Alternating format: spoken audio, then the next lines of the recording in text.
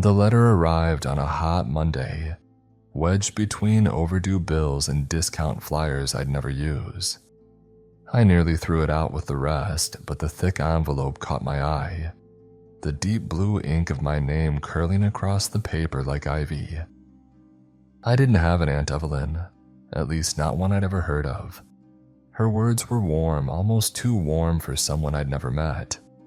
She had followed my progress from afar, she said.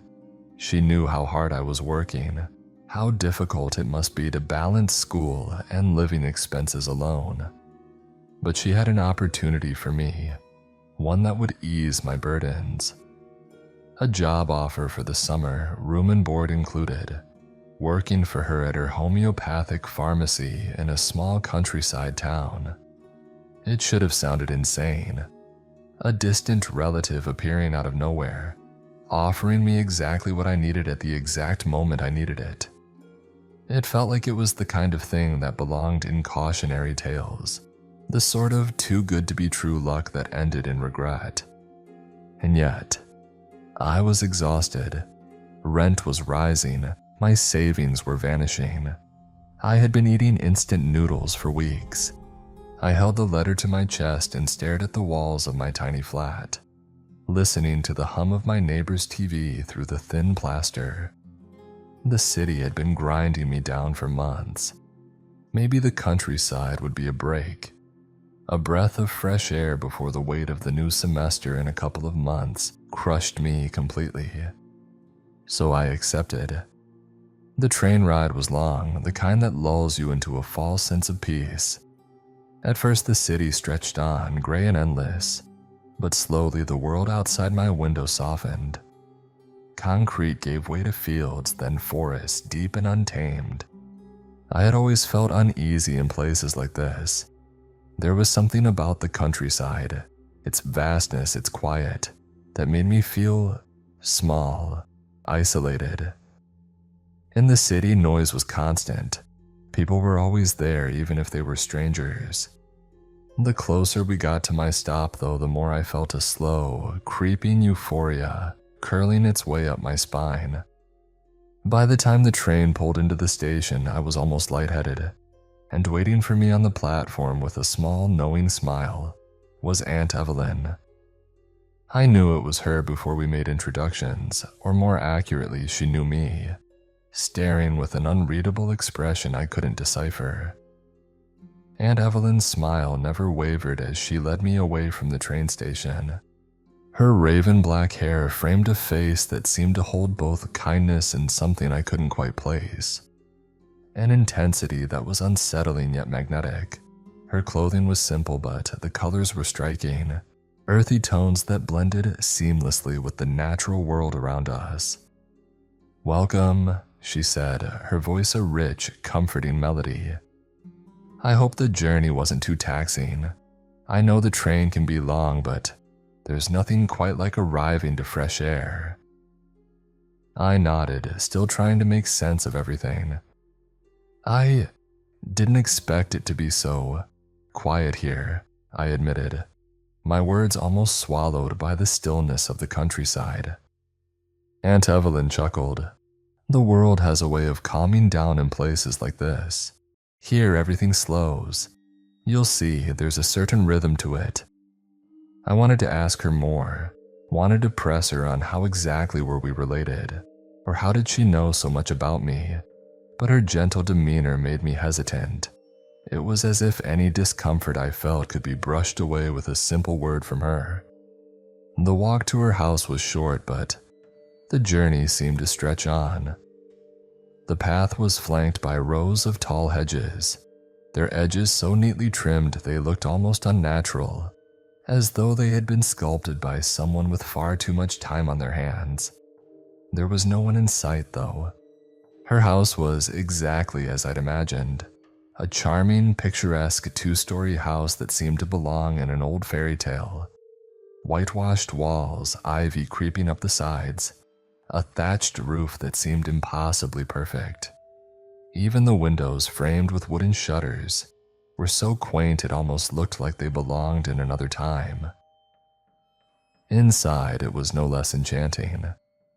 The floors were hardwood, warm and gleaming, stretching out into rooms filled with the scent of dried herbs and a subtle, floral fragrance that clung to the air. Shelves lined the walls stocked with jars and bottles of every shape and size, filled with odd powders and liquids that shimmered with colors that seemed to change as you looked at them. The walls were adorned with tapestries of intricate designs, some depicting scenes of nature, others more abstract, like strange, twisting vines that seemed to move if you stared too long. The pharmacy was attached to the house, yet it felt somewhat separate. The main area where customers came and went was distinct from the living quarters, creating a divide between business and home. Though connected, the two spaces had their own purpose, as if the house and the pharmacy coexisted rather than blended together. The wooden counter stretched long and smooth, the shelves behind it meticulously arranged with bottles and vials. Some bore familiar labels: chamomile, lavender, eucalyptus, while others were written in a script I didn't recognize. The air held a mixture of scents, earthy, floral, sometimes even metallic, and I could tell that this was the true heart of Aunt Evelyn's work. "This is incredible," I murmured, my voice barely above a whisper, as though I feared disturbing the serenity of the space. Aunt Evelyn gave me another of those knowing smiles. "I'm glad you like it," she said softly. "I really hope you feel at home here. It's a place where the world outside can't touch you." We continued wandering through the house until we reached the back door, which opened into a garden so lush it seemed to pulse with life. I had seen gardens before, but nothing like this. The flowers were so vivid they seemed almost unnatural. Brilliant violets and deep crimson roses, their petals glistening as if coated with dew, even though the air felt dry. The herbs were equally mesmerizing, rows of mint and thyme, but also odd plants I didn't recognize, their leaves shimmering with iridescent hues that changed as the light shifted.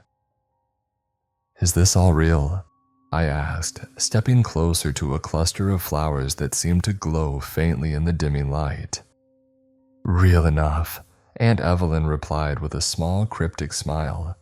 "These are the plants I work with, the ones that help others. They're a part of this land, and they have a way of growing with the people who tend them." I couldn't stop staring at the garden, a sense of awe filling me, but there was something about it that felt too perfect. It was impossible to say, but it felt as though the land itself had been cultivated with some purpose far beyond simple gardening. I wasn't sure if it was the garden's magic or the strange pull Aunt Evelyn seemed to have on me. But in that moment, everything else felt far away. The questions I had, the doubts swirling in my mind, seemed to fade into the background, replaced by a dizzying, inexplicable sense of calm. But deep down, a small voice in my mind whispered, "This isn't normal. None of this is normal." Over the next few days, I settled into a strange routine. Aunt Evelyn guided me through the preparation of various tinctures, salves, and potions. She was patient, teaching me to mix ingredients in a way that felt almost intuitive, as though I were following an ancient rhythm rather than learning a craft. The house, with its endless shelves of jars and bottles, became my new world. But the deeper I delved into the work, the more questions piled up. Questions I couldn't seem to ask without meeting her cryptic, serene smile. "Is there any particular reason why these?" I asked one morning, holding up a jar of something green and sticky. "Every herb has its purpose," Aunt Evelyn replied, her voice gentle, her hands moving deftly as she worked on another concoction. "But not all purposes are obvious." I was used to studying, used to dissecting everything with a logical, academic approach. But here, logic seemed to bend and twist in ways that made my skin itch. There was something strange about it all. I couldn't quite put my finger on it. And then there were the clients. Every morning without fail they arrived, one by one like clockwork. The first time I saw them, I thought I was imagining things, but each day after they grew harder to ignore. The first was a woman, tall and unnervingly perfect, with silken golden hair that shimmered in the sunlight, her eyes the color of deep emeralds. But it was her fingers, long, delicate, and translucent, that made me pause. They were almost like glass, catching the light in strange, unsettling ways. She didn't speak a word as she handed Aunt Evelyn a small, intricately carved wooden box. The air around her shimmered like heat rising off pavement, and I couldn't look away even as she glanced at me with a cold, impersonal gaze. Next came a man, a stranger whose features were so symmetrical, so unreal, they made my stomach turn. His skin was almost too smooth, too flawless, and his eyes were deep pools of silver staring right through me. He didn't smile. He didn't greet me either, but instead handed over a bundle of fresh leaves wrapped in brown paper. He didn't ask for anything, just left. As the days passed, more appeared. A woman with skin like bark, her eyes hollow like the depths of a forest. A young man whose legs seemed to bend at impossible angles as he moved, the sharp sound of snapping joints echoing in the still air. And the one I feared most, a figure cloaked in shadow whose face I never saw but whose presence seemed to twist the very air around us. My questions about our strange clientele were never answered. I asked Aunt Evelyn countless times about the purpose of the concoctions we made, about why certain clients received particular mixtures, but she only ever told me who they were for, never what they were for. It was as if the what didn't matter, only the who.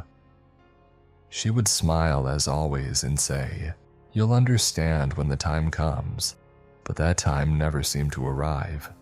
Instead, I was left to continue the work, the meaning behind it all just out of reach, like a shadow at the edge of my vision. But no one ever spoke to me directly except for the handsome young man who came on the fourth day.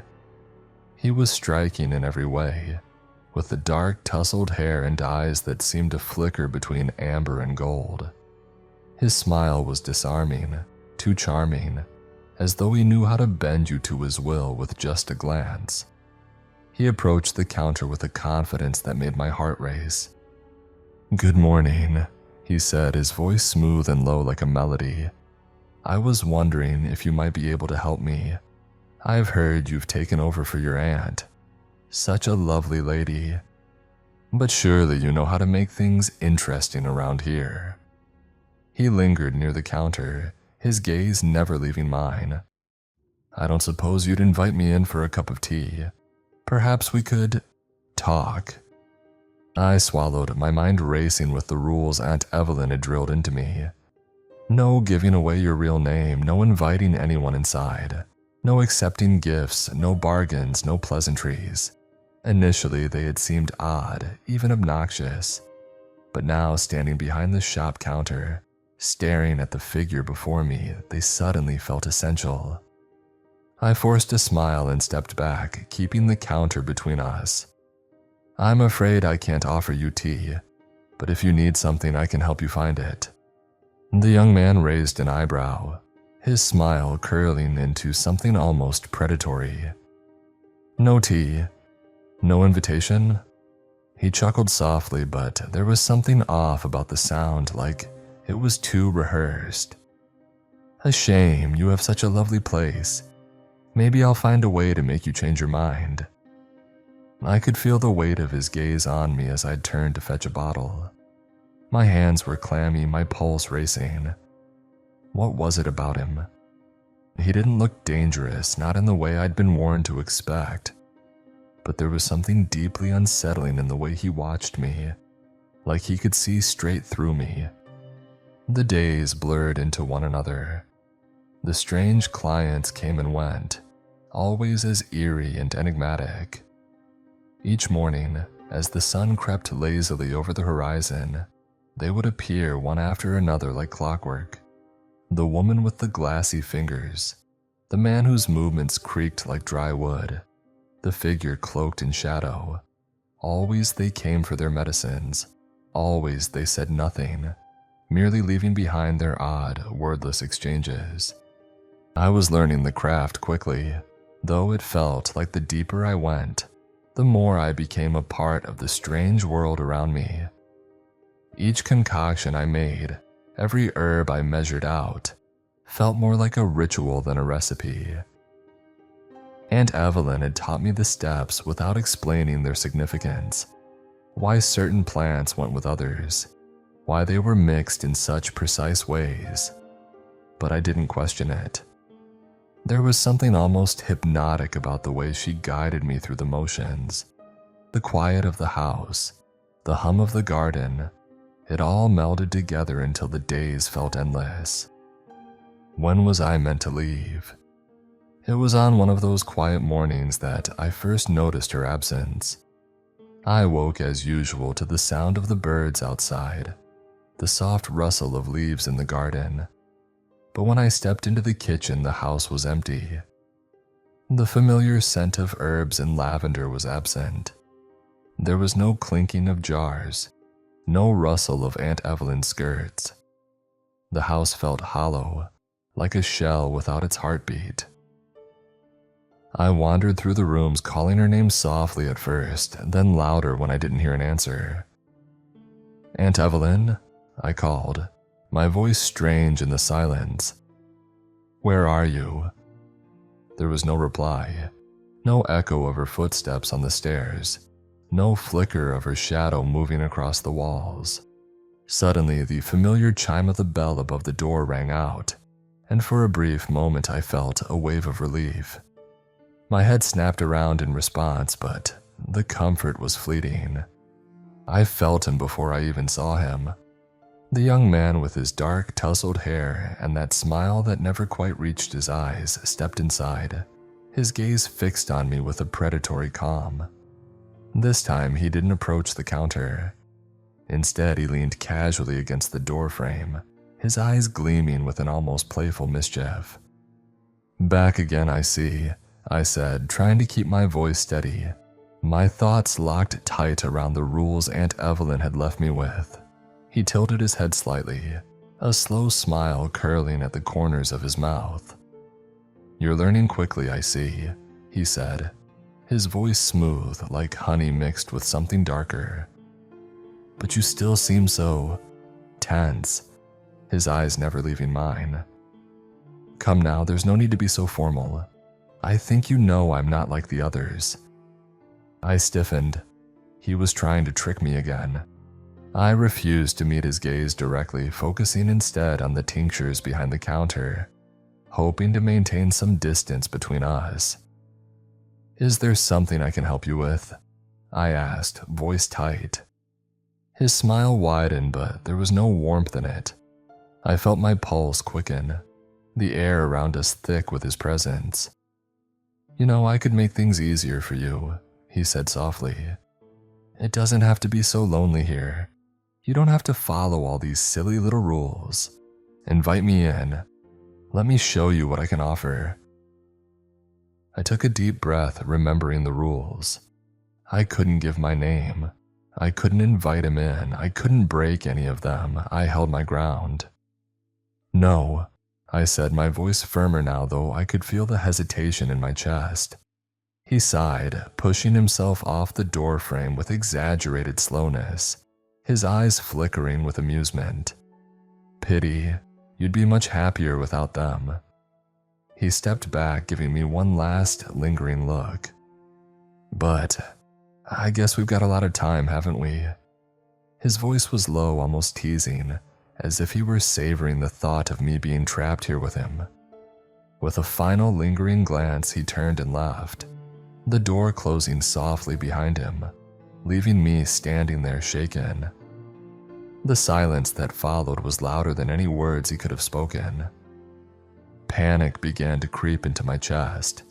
I rushed to the back door to the garden, but it was the same.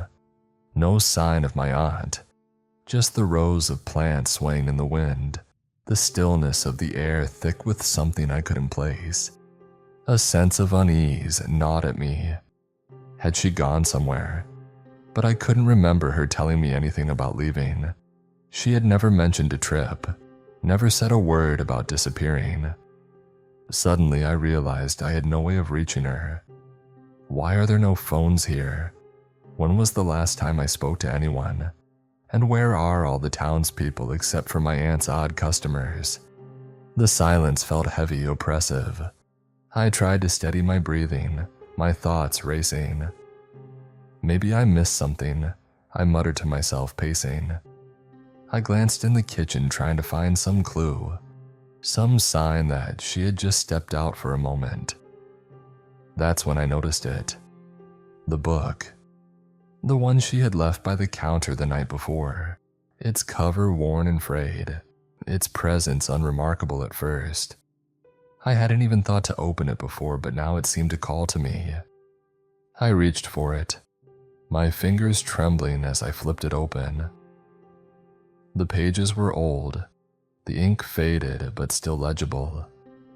The book was filled with strange symbols, drawings of herbs I had never seen before, and instructions for concoctions I didn't understand. But it was the last page that caught my eye. Written in bold, sweeping script, it read, "The pharmacy is yours now. You are its keeper. You will serve those who come and you will keep to the rules. Do not stray from them. The garden will provide you with everything you need. The house is a place where the world outside can't touch you." My stomach dropped. The house, the garden, the entire world around me felt suffocating. It wasn't just her house anymore. It was mine, and there was no way out. I grabbed my coat and rushed outside, my eyes scanning the distant horizon. But there was nothing, no sign of her anywhere. I stood there for what felt like hours, waiting, hoping that she would come back, that this was all some strange mistake. I sank to my knees, the weight of the book pressing into my palms. I'm trapped here, I thought, my breath shallow, my heart racing. The next morning, as the first light of dawn filtered through the windows, I prepared for another day. My mind tangled in the same thoughts. The pharmacy was mine now, and I was meant to tend to it. I was meant to follow the rules,